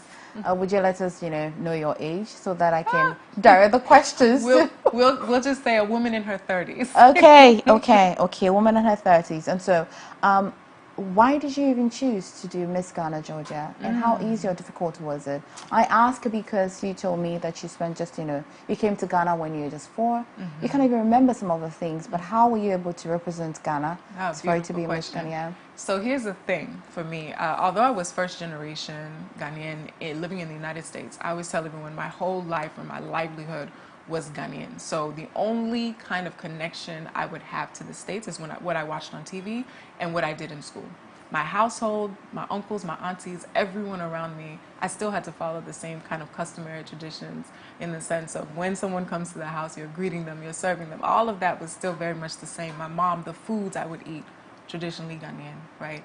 So the other thing was that my mom was also particularly rooted in a lot of the community engagement. So most times I was the only young person going to her with Ghana Association meetings. Okay. I was the one going to the GWAG, Ghana Women Association of Jordan meetings. I was always in the mix, and they looked to me as like the young kind of leader for the space. And so that's what sparked my interest in making sure that in some way I was still connected back home. So when I was about 17 years old, I started a not-for-profit organization called Ghana Youth United. And so with Ghana Youth United, the intention there was that I would work with some of the Ghanaians that were in Atlanta in doing acts of service and works of service. And so that would be for us to engage in meet and then have conversations with students or other youth that were here, so there could be a collective dialogue about how we're the same, how we're different, what we can do for our country, whether we're in the States or whether we're here in Ghana. So that started even before pageantry. The reason why I chose pageantry was because I wanted a platform to be able to share about who I was. Because again, with this being years ago, this is before we're seeing the wave of acceptance around like Afrobeats and, all of these things that show everyone kind of enjoying and embracing the African culture. And so it was important to me as a young person who identified as Ghanaian to say, this is who I am. And so in doing that, myself and other colleagues, we also ended up putting on a conference called the Young African Leaders Conference. And we did that in bringing together different types of first-generation individuals to, again, talk about what does entrepreneurship look like on our continent, what's civil service like, what do we need to think about when it comes to going back home. And again, I'm in my 30s now. I was doing this when I was 17, 18, 19, 20. And then from there, again, using the platform for Miss Ghana allowed me to now have a direct linkage back home, which means that now I can take everything that I was doing, because I'd put on, again, all of these programs and come home and also do some work. And so at some point, I took that pageantry title, partnered with MedShare, and came home to my mom's hometown of Okemada and went to the hospital and did like the medical supplies and delivery. Now, with that moment there, I remember talking to Dr. Weirdu, and he was like, these supplies, there's always like 15,000, 20,000 worth of medical supplies. And he was like, this is good, but it's not enough. Yeah. And I was shocked. I was like, wow, what am I getting wrong? I'm doing everything right back home in Atlanta. And he was like, here's the challenge, is that if you bring us an x-ray machine, the challenge is that we may not have someone here who can fix it. Wow. So what are we going to do? And that changed my whole trajectory of what it means to come back home and do good work. Why? Is because it was no longer about producing Band-Aid solutions, the feel-good things that we can come home and say, oh, I donated this, I did this. That's good. But it means, what are you coming back to do to impart upon those that are actually here? Meaning, how are we raising up the next generation? How are we training them to be self-sufficient in a way that we can now actually take ownership of our country's trajectory? Do you understand? So It's beyond just doing good things. It's about being intentional about your work. And that's really what started having me thinking, when am I going to go home and do what I say is important? When am I actually going to go back and actually build instead of just simply provide? How do I build? Interesting. Is this how you were informed into wanting teaching, entrepreneurship, apart from any other subject that you could have thought in school? So the way I came about to saying that entrepreneurship is the path that I could take, that would be my building mechanism, is that when I was in Atlanta, for a period I worked with an NGO called Operation Hope that focused on financial empowerment for low to moderate income individuals. And in that capacity, I was a business manager, serving in just business development. And so I ran a 12-week entrepreneurship training course. I would support those who had businesses, helping them to start up, connecting them to financial resources. I was working directly with a bank partner at the time, where if they needed certain products, it would fit them once we go through kind of some financial coaching and training. And so when that happened, I realized that some of the businesses, needed a little bit more. It seems like we needed to spark innovation in them, so that it's not just building the same old kind of replicable business models, time and time again. I wanted something different, and so it prompted me to say, what's happening on the continent, right? What does entrepreneurship look like here? If entrepreneurship or business development here in the States, particularly for people of color, seems to have some level of challenge when we're trying to push them forward, I want to know, what can I do back home? Because I feel like with entrepreneurship, that is somewhat of an economic driver. It produces jobs. It allows us to create innovative tools and solutions for problems or challenges we may have in public areas. So if you're able to enter into that space and influence it either through training or financial support for those who have the ideas, then you're really going to be able to transform, again, the country. So that's really what got me thinking about entrepreneurship and focusing on it from both a practical and then theoretical perspective when it comes to academia. On the backdrop of being a person with color, living in the States, have you had your lowest moments?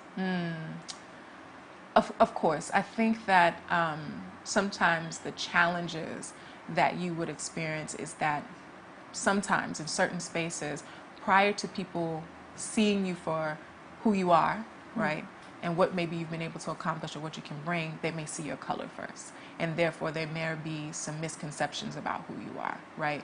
Stigmatizations or just prejudgments about who or what you can be. And I think that that contributes to a lot of the low points, because sometimes you may feel as though, you have a particular ceiling that you can't come against because of just the color of your skin. And I wanted to be in a position where that was no longer a deterrent. And that's not to say that that's the entire experience when you're in the States, but it is something that is prevalent and can be experienced. And I had experienced different moments where I had to come to the realization that, okay, I'm being judged in this capacity because of the color of my skin and not necessarily because of what it is that I can do. Okay. I mean, the fact that you're even lecturing entrepreneurship at the university, you may have come across a few students who are hungry for success. Every person would go to school for a reason, but as a teacher, as you stand in front of the class, you'd have a few people that you can see that, wow, this person really wants to break that ceiling that you just talked about. What do you say to them? Oh my goodness. I say to them, go for your dreams. This is the one time as a young person that you have no attachments. You don't have children, you don't have responsibilities. This is the time where you can actually cultivate your strengths, your talents, and use it for something, again, that can truly transform. For instance, when I talk about my co-founding capacity with the project LIFT, which represents Leveraging Intuitive Technology for Health, I co-founded that with one of my students. And that was because she was a computer science student. Her name is Linda Way. My first year meeting her at Ashesi, that was my first time at Ashesi. She had just come in as a first-year student, and I saw something in her where she being kind of really, she reminded me of myself, and she was just like a smart, quirky student, but she told me at a point that she was dealing with anxiety and depression. And I could also connect and relate to that as well. And I wondered how many students, especially in a highly competitive environment, were dealing with potential issues with anxiety, depression, or the need to perform. And so we decided to come up with LIFT, which is a digital platform that uses artificial intelligence to support students along their mental health and well-being capacities. So we're currently kind of in the process of beta testing that right now and working with the students at Ashesi to actually build that up for it as our first users on the platform. So on that platform, they can find psychologists to support them through a number of therapeutic based practices, recommendations for how they can improve their well-being, and through the recommender system, and then also thinking through the use of just cognitive behavioral therapy and how they can use particular tactics to cope or work through any type of challenges that they're experiencing. And so from there, she's just been going forward and is pushing on even with that particular platform. That must be exciting to you. Yes, it is. I could talk to you the whole day. Yes. Yeah, it's really nice talking to you. Thank you for really talking to us. Did I ask you your favorite food? Ghanaian food? My favorite Ghanaian food is actually banku and okra stew. Right. She chose the water region. I know. I went there. Okay. Jewel, thank you so much. Ladies and gentlemen, we've been talking to Jewel Nana Thompson, and she's got a really tall portfolio, but you'll find her at the Ashesi University in the classroom teaching entrepreneurship. Thank you for joining us today. I'm really motivated too. Oh, great. All right. Guys, let's plug you onto some good gospel music, okay? Intro coming up this day.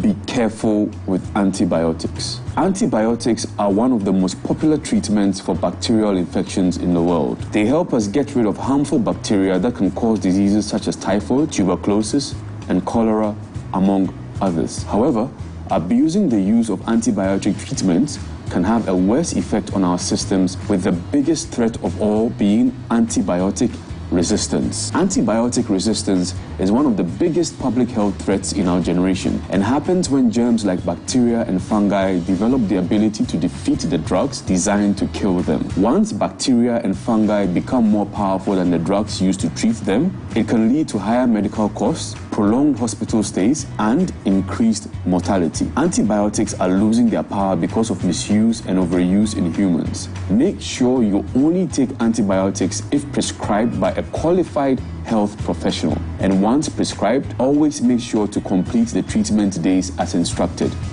Never share antibiotics and never abuse its use.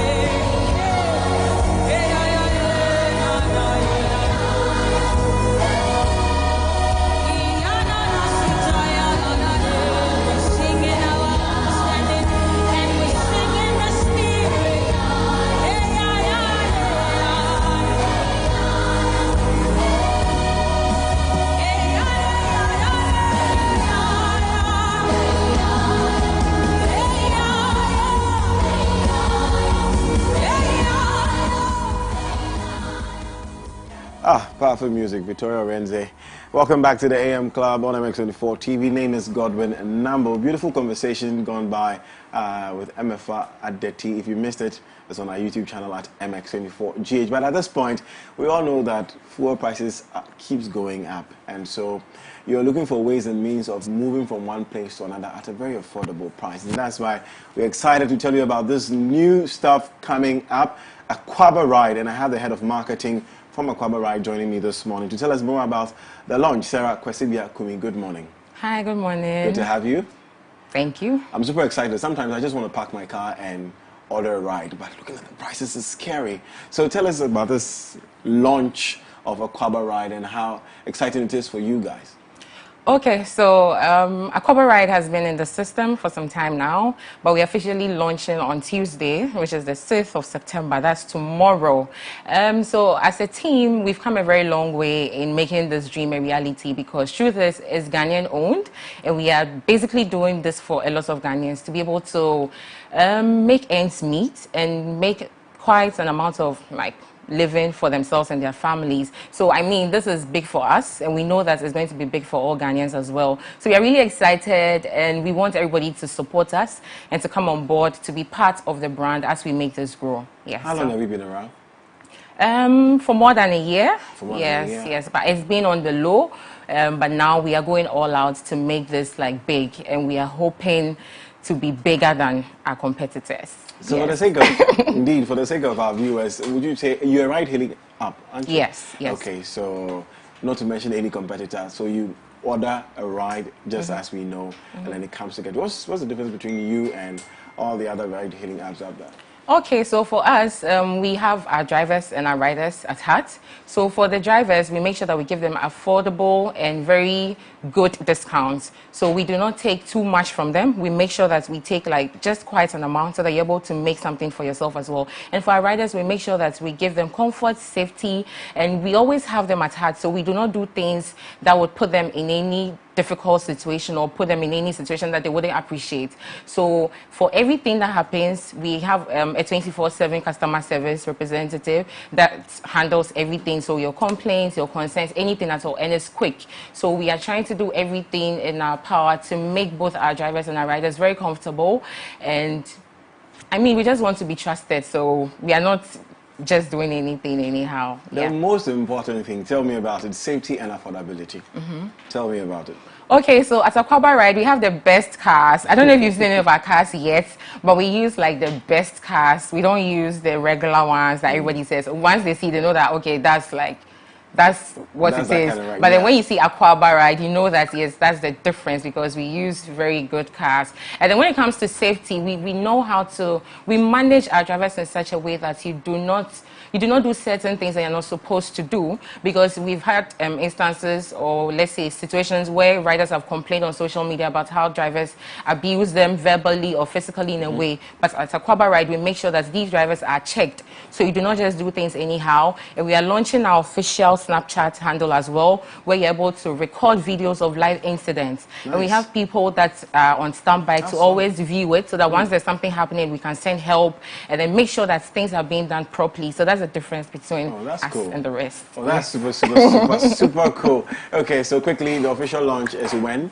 It's on Tuesday. That's tomorrow, 6th September, and everybody is invited. Where is it happening? Achimota Mile 7, yes. Okay. So please, everybody should come on board to support us. Is there a place in Achimota Mile 7 you want us to come to? If we make it public. Then, I thought it was public, but it's just... Especially it's public, but we don't want to be overwhelmed. Okay. Yes, but it's at Achimota Mile 7. Yes, Mile 7 should be fine. Okay. Who's invited to ride Aquaba Ride? Drive and ride. Who's invited? Everybody? Everybody. It's for everybody. Students, workers, everybody. Once you have your license, you have the appropriate documents, you just sign up with us. If you are not able to do it, you can call our customer service representatives. They'll take you through the process, and everything will be done. So everybody is welcome to Aquaba. So I want to register to be a driver, but I may not be able to make it to your official launch. How do you have any social media details? Websites? Oh yes, you can follow us at Aquaba Ride on Instagram, Facebook, and Twitter. And our website is also live. And then you can also call. We have our official numbers on our social media platforms. You can also call, and then somebody will assist you in downloading and signing up here. So everything is sorted. We make sure that we make things very flexible for our drivers and riders. Sarah Kwesibiakomi, Head of Marketing at Aquaba Ride. Thank you very much for letting us know. We'll definitely follow and know what's happening with you, and then maybe I just might add it to what I do. You should, you should. Thank you for having me too. Absolutely. AM Club, still watching. Next we have The Plug. Let's plug you into some good gospel music. Stay with us. That was quick. Yeah.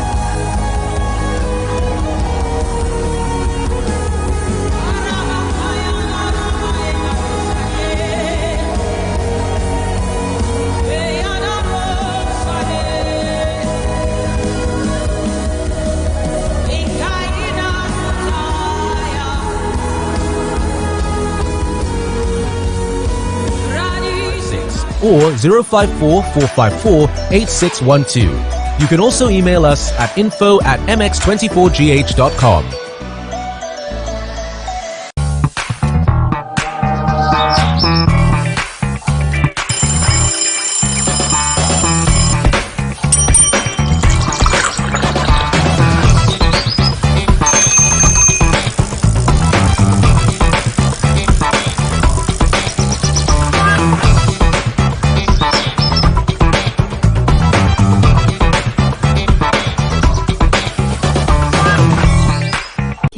Adonis, the story of stepsisters whose rivalry turns to hatred when one sister is framed for murder. From the action-packed opening episode featuring a prison break followed by a dramatic fight at a wedding, the story twists and turns through 5 years as the wrong sister battles to win back the life and love stolen from her. Be ready for the suspense, the excitement, and the emotional roller coaster. An addictive tale of hatred, rivals, manipulation, and deceit, set in the glamorous world of the cosmetics industry.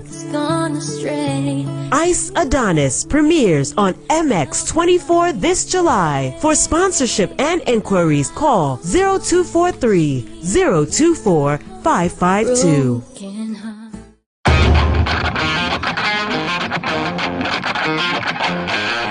Dreaming of the property for your home or workspace is one thing, but finding the property at the best locations with the most favorable condition and closing that deal is another. And that's why we are here. From Accra, Ghana, to Lagos, Nigeria, to Cape Town, South Africa, we are bringing you prime properties, affordable home solutions, and intriguing interviews with CEOs of various real estate companies and everything in between and on.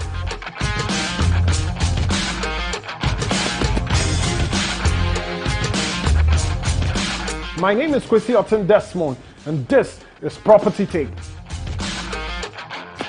Property Take, your gateway to Africa's real estate market. Showing this on every Wednesday, 7:30 p.m. on MX24.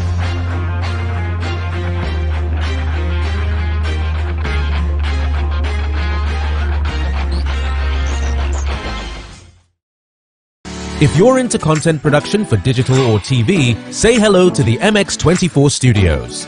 We're the prime location for your music video shoots, live productions, TV shows, and more.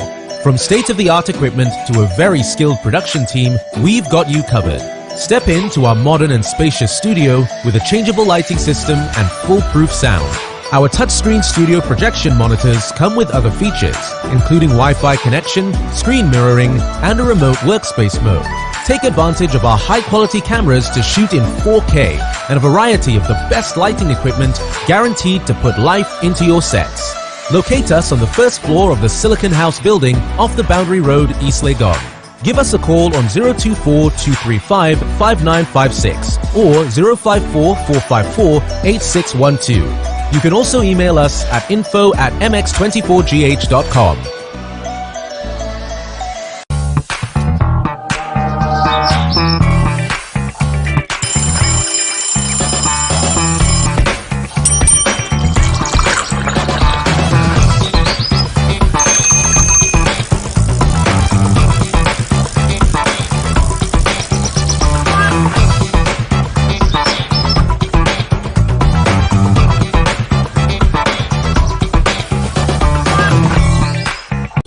Adonis, the story of stepsisters whose rivalry turns to hatred when one sister is framed for murder. From the action-packed opening episode featuring a prison break followed by a dramatic fight at a wedding, the story twists and turns through 5 years as the wrong sister battles to win back the life and love stolen from her. Be ready for the suspense, the excitement, and the emotional roller coaster. An addictive tale of hatred, rivals, manipulation, and deceit set in the glamorous world of the cosmetics industry. Ice Adonis premieres on MX24 this July. For sponsorship and inquiries, call 0243-024-552.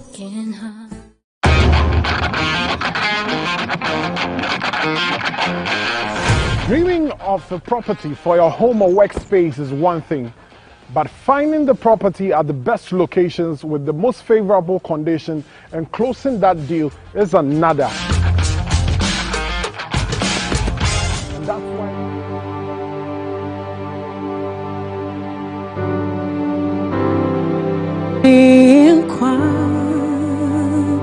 Cristo mocha atomia boti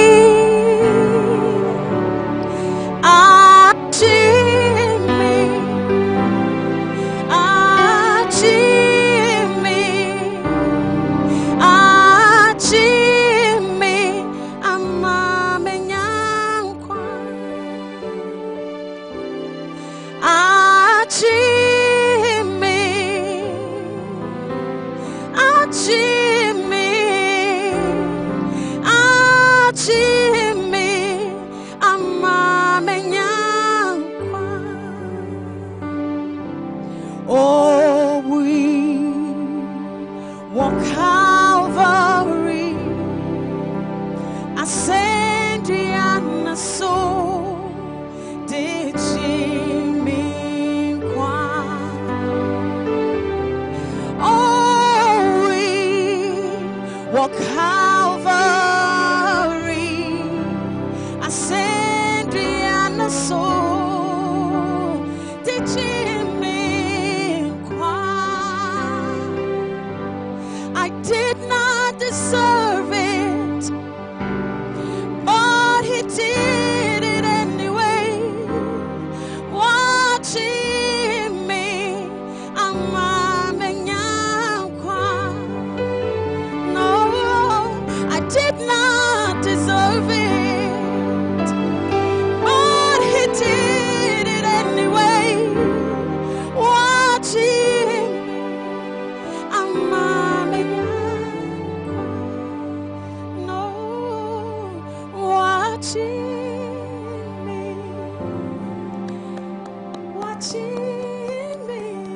that. Oh.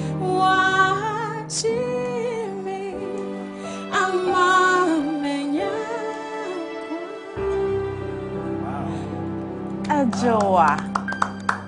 Hi. Hello. You can stay right there. Yeah. Okay. Well, unfortunately, our time is just so short. Yeah. But quickly, how long have you been doing this? And why did you choose gospel music? Well, gospel music because I was born into the church, rode into the choir since Sunday school. Ah. Yeah, so gospel music. Yeah. Why not gospel music? And how long have you been doing this? Professionally, I have been a backup for Joe Metal for about 12 years. Wow. Yes, but I recently came out with my own music. Oh, wow. Full worship, 12 years. 12 years.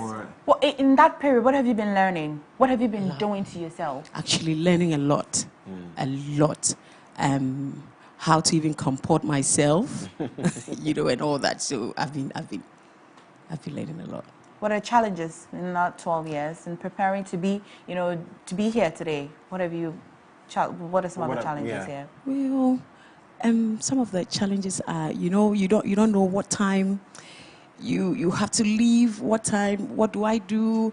Is it going to be okay for my leader to, that was it. It's on and off until I had a discussion with him and all that, and I'm here now. Yeah. Like making the business decision and the faith decision and the religious decision and the culture decision. Oh God, that must be tough for you. But you're out with a new one. Yes, please, Titsebotan. Yes. Okay, so you don't have a video to that yet, but you have something we can see and listen. Yes, please. Okay, let's take a minute to watch Titsebotan. Okay. Maybe you can sing it for us. Yeah. A little bit. Okay. Creator and the source, and Nora Nyame, Ne, Ochina and Nida, ancient of days, Titsebotan Nyame, Lord of present help, our help in ages past, ancient of days, rock of ages. One Titsebotan Nyame, one Sisada, ancient of days, rock of ages. You are the God who was and is to come. And my favorite part is Titsebotan, Titsekrafo Nyame. You never change. You remain the same, yeah. Titsebotan, Mary Santini, you never change. You remain the same, ancient of days, rock of ages. One Titsebotan, Yamino, one Sisada. Ancient of days, rock of ages, you are the God who was and is to come. Hallelujah. Hallelujah. Vocal powerhouse, I must say. Beautiful voice.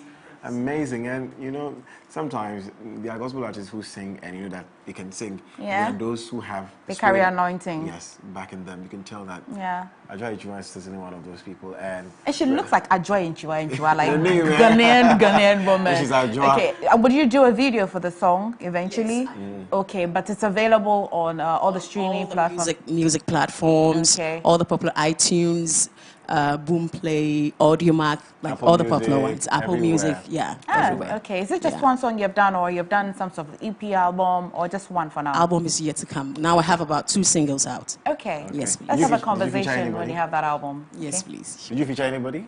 Not yet. Not yet. Okay. All right. I think you're a powerhouse. Do we need a feature yet? But on social media, aren't you? Yes, please. I am. Ajoy Inchua on IG, Facebook, YouTube, and Twitter. All the other ones, it's Ajoy Inchua. you can find me there. Adventure. Yes, okay. please. And we'll see this beautiful picture as yes. well. Yeah. All right, Ajo, thank you for gracing our morning with such anointing. And then we'll all head over to all the social media platforms and all the streaming platforms as well to stream Tete Butan by Ajo Enchiwa. Guys, thank you so much for joining us today. Many, many thanks for your company on the AM Club. My name is Emefa. What is yours, sir? My name is Godwin Nambo. Thank you again. If you missed any part of the show, it's available on our YouTube channel at MX24GH. We are back here tomorrow, Travel Tuesday. Don't miss out. We wish you a beautiful day. We leave you in the hands of Ajo Enchiwa. Monto Yehoah Monyo Senenyonya